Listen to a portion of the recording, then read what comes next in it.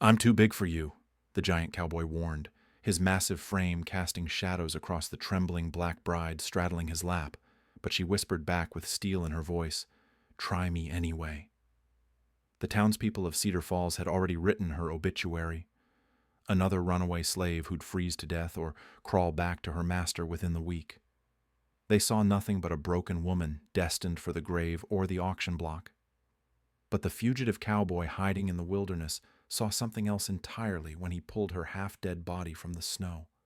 What neither realized was that tucked inside his cabin lay documents worth 2,000 acres, a fortune he couldn't claim as a wanted man, but she could seize as his wife. With her former master's riders closing in and corrupt lawmen circling like vultures, their desperate alliance held the power to transform two outcasts into the most powerful couple in the territory.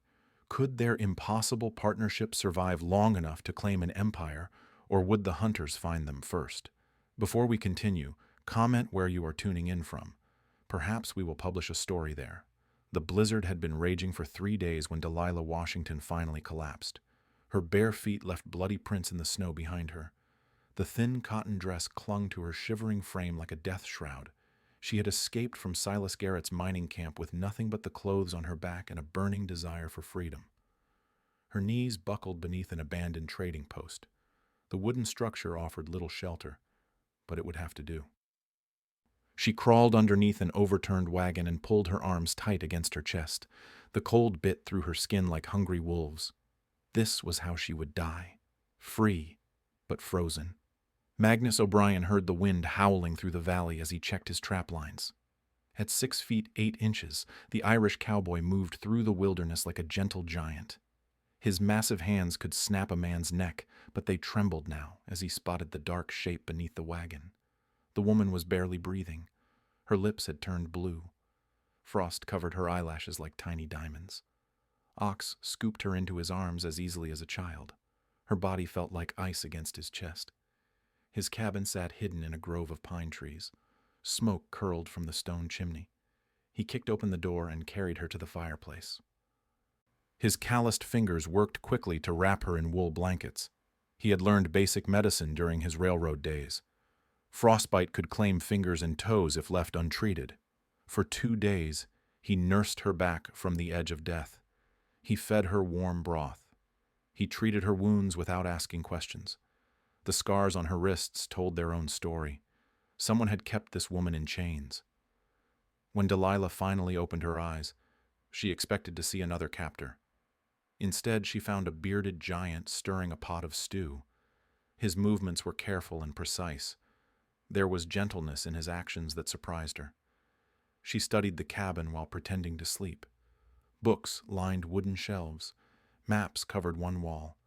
A stack of official-looking papers sat on a desk near the window. The man could read. That made him dangerous in ways she had learned to fear. Ox noticed her watching him. He set down his wooden spoon and turned toward her. "You're safe here," he said quietly. Delilah said nothing. Safety was a luxury she had never known. "Name's Magnus O'Brien. Folks call me Ox." She remained silent. Names could be used against you. "You don't have to tell me yours. Just know that nobody's taking you anywhere you don't want to go." His voice carried the weight of an oath. Still, she had heard promises before.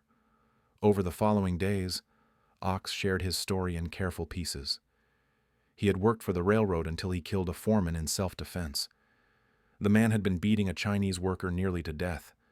Ox intervened. The foreman pulled a knife. In the struggle, the foreman's head struck an iron rail. Now Magnus O'Brien was a wanted man. He had fled to the wilderness to escape the hangman's rope. The isolation suited him. Violence seemed to follow him wherever he went. Out here, he could hurt no one. Delilah listened, but revealed nothing of herself. Trust was earned slowly, like interest on borrowed money. She began exploring the cabin when Ox left to hunt. The books fascinated her. She recognized legal texts among them. Someone had taught this giant to read law. The maps showed property boundaries throughout the Montana Territory. But it was the papers on his desk that changed everything. The documents bore official seals, land grants, property deeds, a last will and testament signed by Patrick McMurphy, railroad baron. The papers named Magnus O'Brien as sole inheritor of 2,000 acres of prime grazing land along the Yellowstone River. Delilah's heart pounded as she read. This fortune could change both their lives, but Ox could never claim it. Not as a fugitive. She could claim it. As his wife. The idea struck her like lightning. Marriage would give her legal protection. It would give him access to his inheritance. Together, they could build something neither could achieve alone. When Ox returned that evening, Delilah was waiting by the fire. She had made her decision. "I know about the inheritance," she said. Ox froze in the doorway. His face went pale. "You can't claim it," she continued, "but I can, if we marry." "You don't understand what you're asking." His voice was barely a whisper. "I'm too big for you, too dangerous, too broken." Delilah stood and moved toward him. Her bare feet made no sound on the wooden floor. She had survived Silas Garrett's cruelty. She had escaped through a blizzard that should have killed her. She was stronger than this gentle giant realized. She placed her hands on his massive chest and looked up into his eyes. "Try me anyway," she whispered. The words hung between them like a challenge. Outside, the wind howled through the valley. Somewhere in the distance, men with dogs and guns were searching for a runaway slave. Somewhere else, lawmen carried wanted posters with Ox's face. But in this moment, two broken souls had found each other. The question that would determine both their fates remained unspoken, but understood. Could their desperate alliance survive long enough to claim an empire? The marriage ceremony took place at dawn in Judge Harrison's cramped office. Delilah wore a borrowed blue dress from the judge's wife. Ox had traded his last silver dollar for a simple gold band. The words were spoken quickly, without romance or celebration.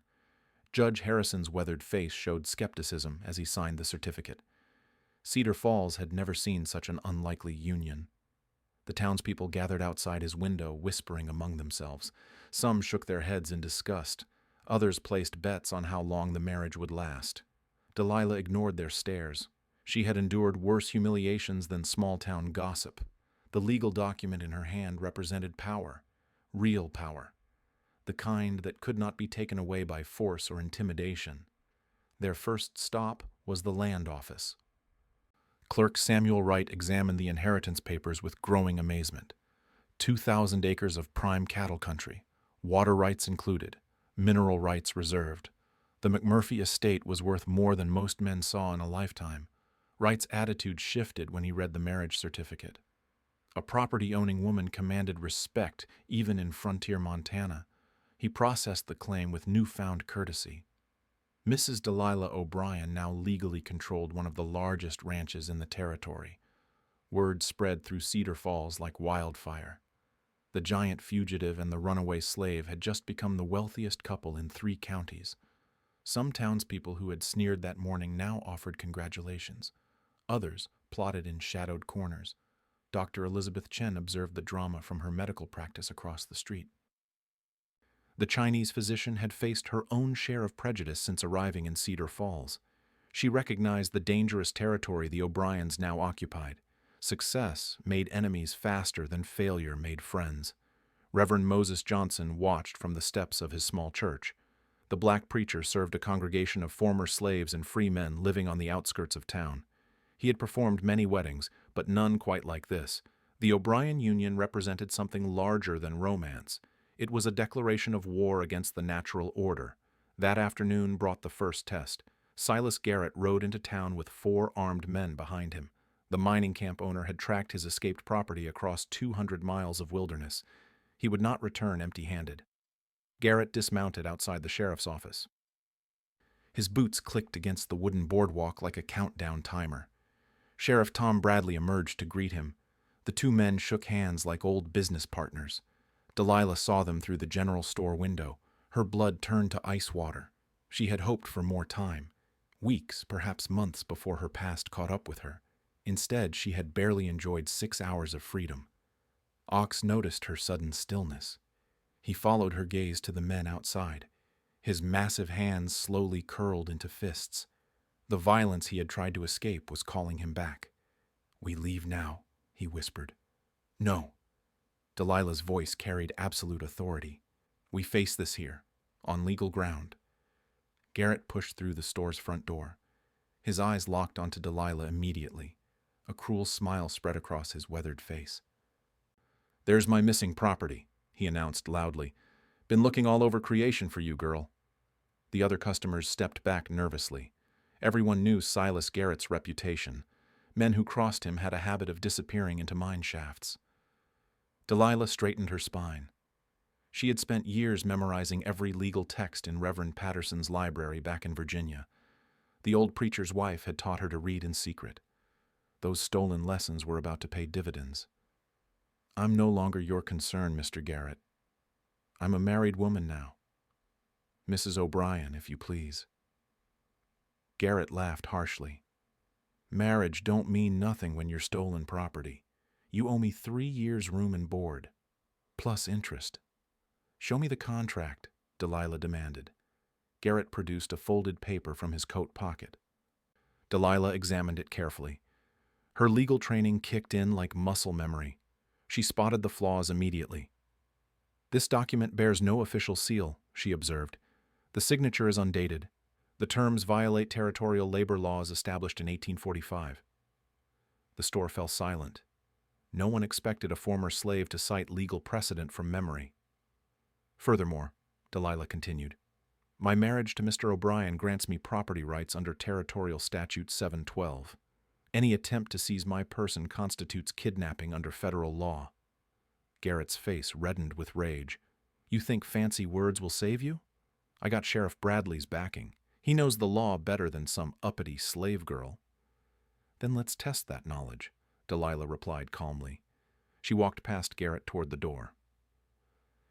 Ox followed closely behind, his presence a silent warning. The crowd parted before them like water before a ship's bow. Outside, Sheriff Bradley waited with his hand resting on his gun belt. He was a thin man with nervous eyes. Corruption had made him wealthy, but not brave.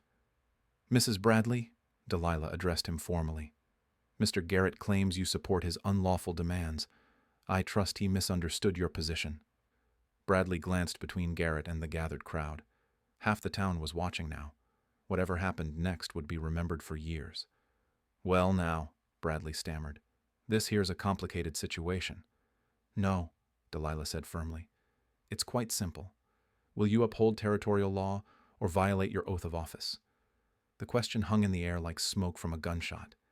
Everyone waited for Bradley's answer. Sheriff Bradley's decision came swiftly and decisively wrong. He sided with Garrett's money over territorial law. Within an hour, false murder charges appeared against Ox.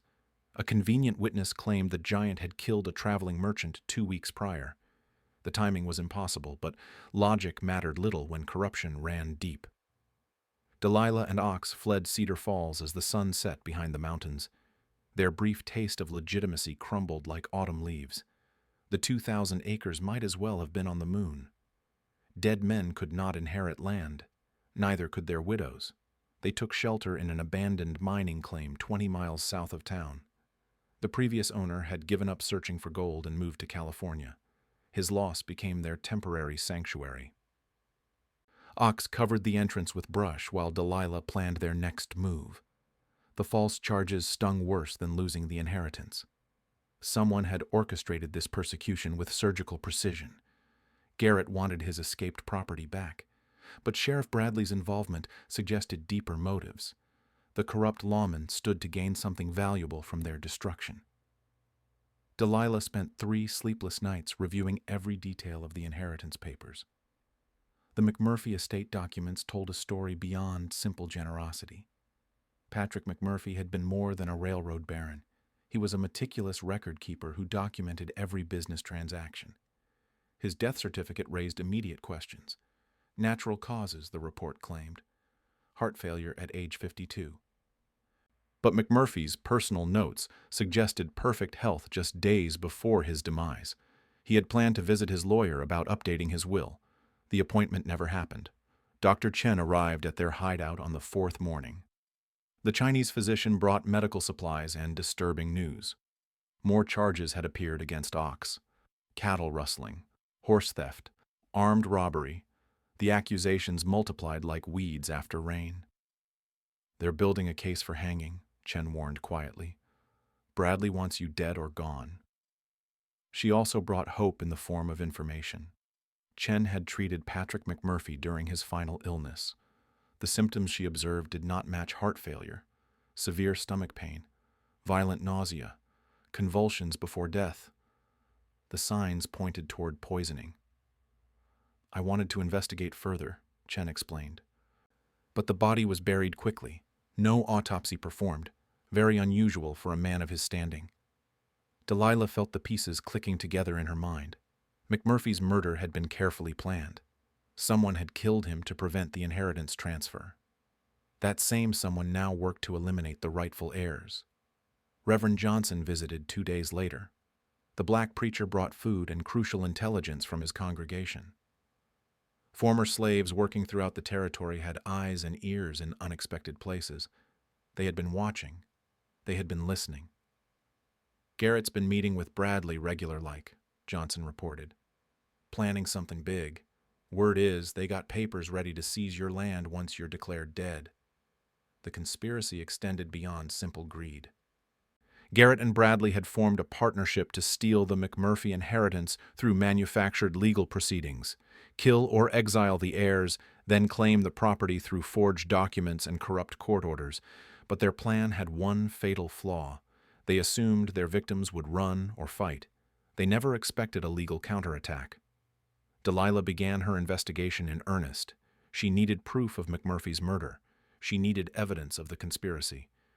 Most importantly, she needed to stay alive long enough to present her case. Her first breakthrough came from an unexpected source. Chen's father had worked as a translator for Chinese railroad crews. He remembered McMurphy's final days clearly. The railroad baron had been investigating suspicious accidents on his construction projects. Workers were dying at unusual rates. Someone was cutting costs by eliminating safety measures. McMurphy had suspected Garrett of deliberately causing these accidents to inflate construction contracts. Dead workers could not testify about unsafe conditions.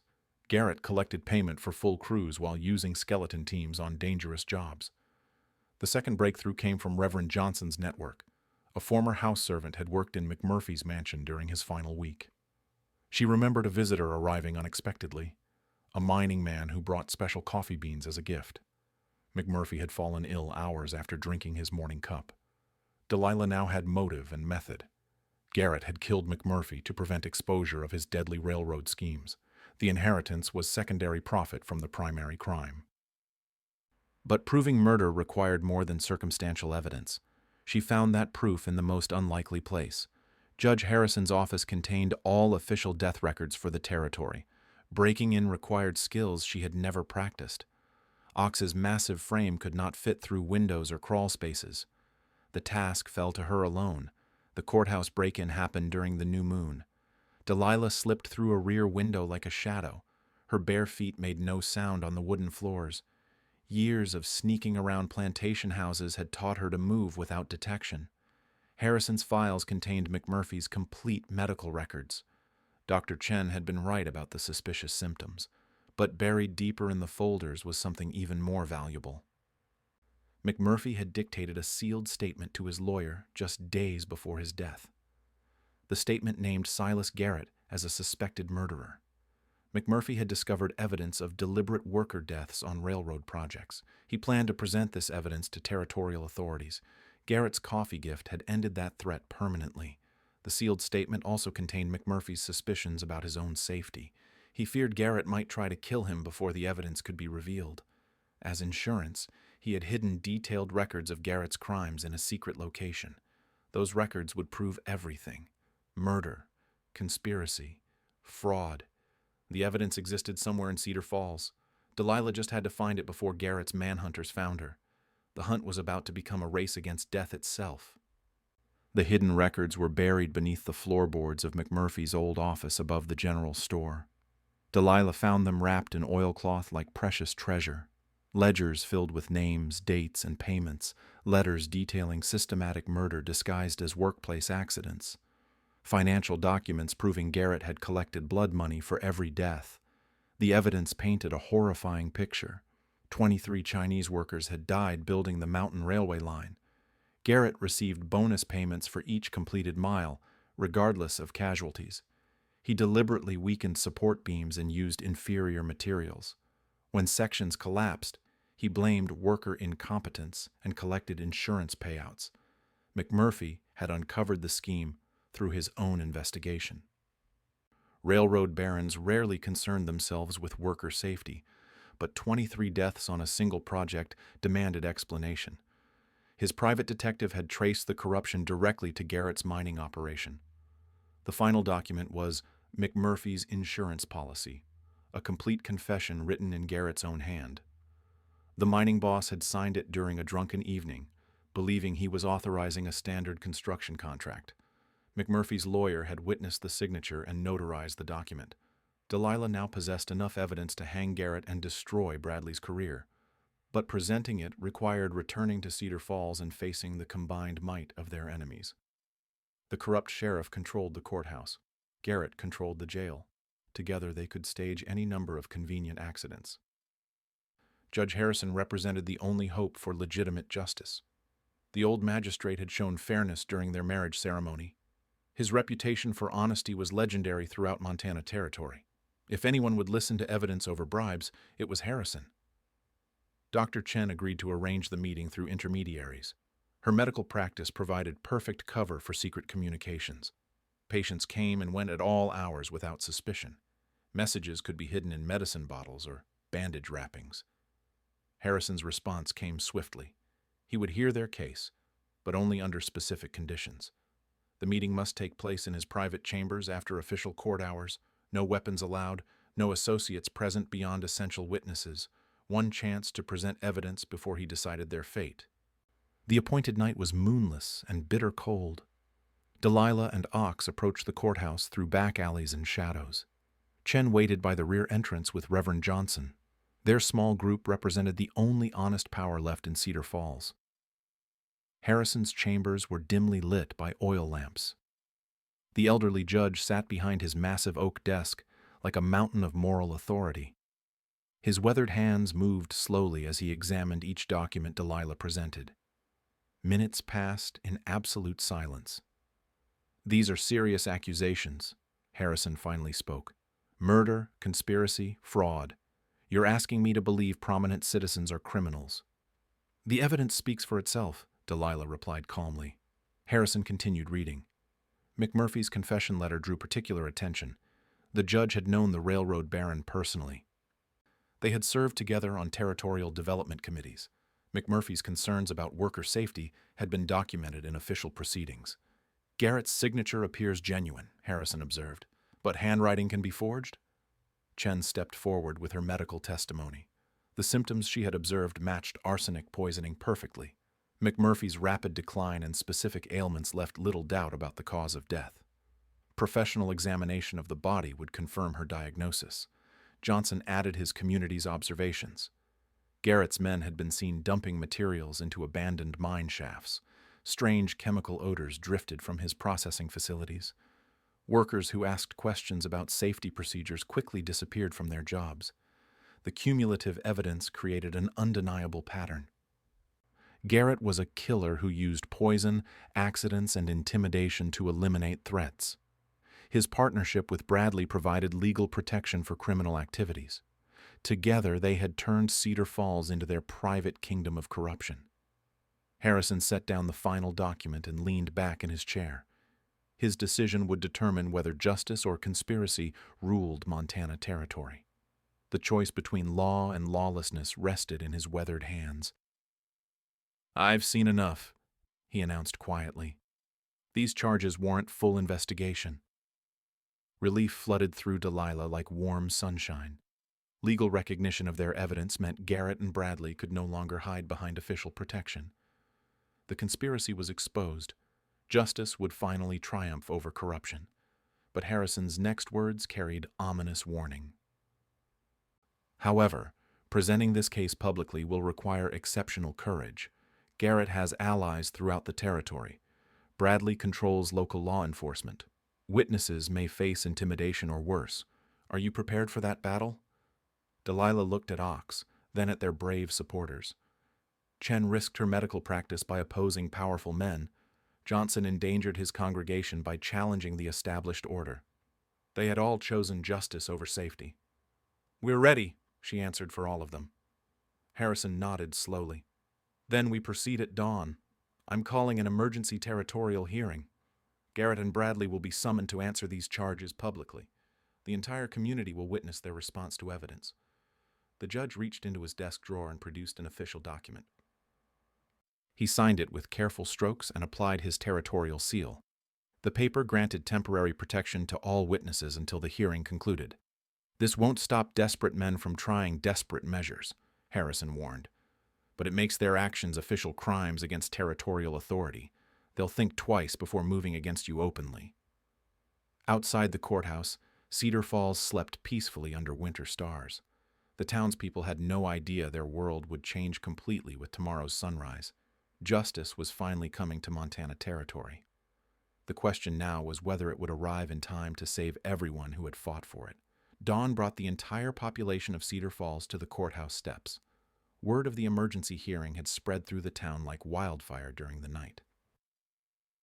Shopkeepers closed their stores, ranchers abandoned their morning chores, even the saloon girls gathered to witness what promised to be the trial of the century. Judge Harrison's courtroom could barely contain the crowd. People pressed against windows from outside.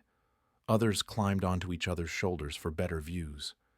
The air grew thick with anticipation and nervous energy. Garrett arrived flanked by 6 armed men. His confident swagger suggested a man without fear of legal consequences. He had corrupted judges before. Harrison would be no different. Money always spoke louder than evidence in frontier courts. Sheriff Bradley entered through a side door, his badge gleaming in the morning sunlight. He wore his finest uniform and carried himself like a man attending a celebration rather than facing criminal charges. The corrupt lawman clearly expected this hearing to eliminate his problems permanently. Delilah sat at the plaintiff's table wearing her simple blue dress. She had spent the pre-dawn hours reviewing her presentation one final time. Every document was organized, every argument was rehearsed. Her legal knowledge would be tested against experienced criminals who had evaded justice for years. Ox positioned himself near the back of the courtroom.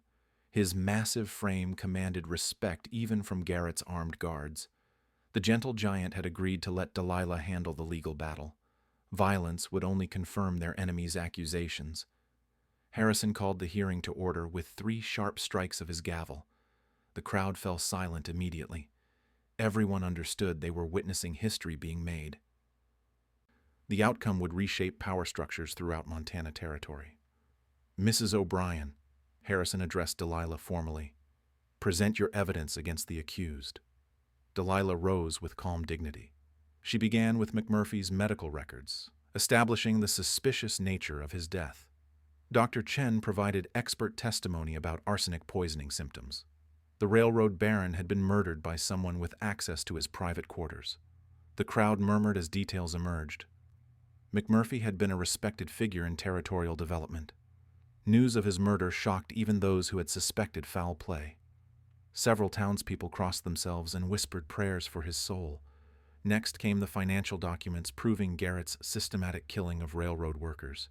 23 men had died under his supervision. Each death had generated bonus payments and insurance claims.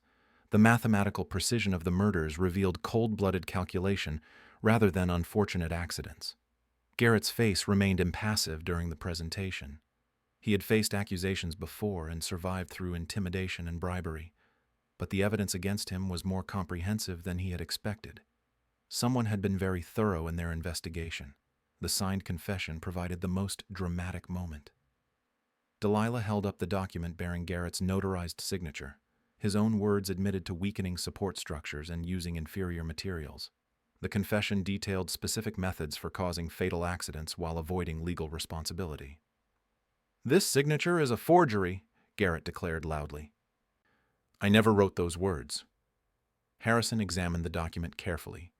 He had seen thousands of signatures during his judicial career. Forgeries were usually detectable through careful analysis. This signature showed no signs of deception. The notary seal is genuine, Harrison observed. Lawyer Morrison witnessed your signature personally. Are you claiming he participated in forgery? Garrett's confident facade began cracking. Morrison was beyond reproach in legal circles. Accusing him of forgery would destroy Garrett's remaining credibility, but admitting the signature was authentic would confirm his guilt. Sheriff Bradley attempted to rescue his partner by objecting to the evidence. These documents could have been stolen or altered. We need independent verification before accepting them as legitimate. Delilah was ready for this challenge. She produced a letter from Territorial Archives confirming the document's authenticity. McMurphy had filed copies with official authorities as insurance against exactly this situation. The evidence had been preserved in government vaults beyond Garrett's reach. The courtroom erupted in shocked conversations. Citizens who had respected Garrett for years now saw him as a cold-blooded killer. The mining boss had built his fortune on the corpses of innocent workers. His partnership with Bradley had protected him from justice until now. Harrison called for order as the crowd's anger grew dangerous. Several men stood and demanded immediate action against the accused. Others called for vigilante justice if the law failed them. The judge's authority was all that prevented chaos. The evidence is overwhelming, Harrison announced. Silas Garrett, you are hereby charged with the murder of Patrick McMurphy and 23 railroad workers. Sheriff Bradley, you are charged with conspiracy and corruption in office. Both men were ordered into custody pending formal trial proceedings. Federal marshals would be summoned to ensure proper justice. The territorial government would oversee all further legal actions to prevent local interference. Garrett's armed guards made no move to rescue their employer. Even hired guns had limits when facing overwhelming legal evidence and an angry community. They quietly slipped away through side exits as federal authority asserted itself. The crowd cheered as justice finally arrived in Cedar Falls. Delilah had accomplished what seemed impossible just weeks earlier. Her legal brilliance had exposed corruption and delivered genuine justice to Montana Territory. But the victory came with unexpected consequences. Word of her courtroom triumph would spread throughout the region. Other communities would seek her help with legal problems. Her life as a simple rancher's wife had ended before it truly began. The O'Brien name now carried weight and responsibility far beyond their original dreams. Spring arrived early in Montana Territory that year. Snow melted from the valleys weeks ahead of schedule.